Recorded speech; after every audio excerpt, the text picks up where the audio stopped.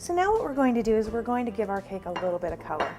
On most Scrabble boards and most actually other word games as well, certain placement of tiles is worth more points than others. And that's usually delineated by a colored square. And we're just going to kind of cheer this cake up a little bit by including that. So I have a variety of colors. I have red, orange, blue, and green. And these are actually airbrush colors, and the reason I'm using them is because they're not quite as thick as our gel colors are. They'll go on much lighter, not quite so stark.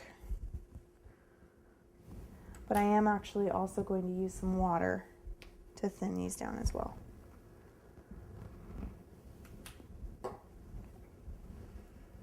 So I have a 1/2 inch flat brush. I'm going to start with our red.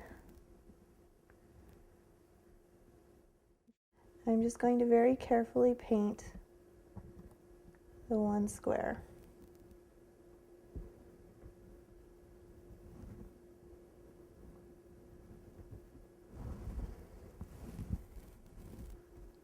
But I will be putting some other colors in other places.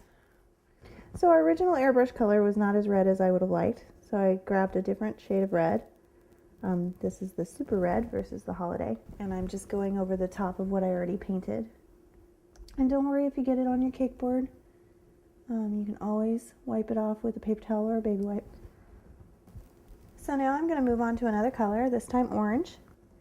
And in Scrabble at least, the colors kind of flow into each other diagonally.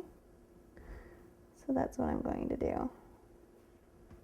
But just in a couple places. We want to remember that this is still a wedding cake, so we're trying to keep it, as fun as it is, we're still trying to keep it white and pretty.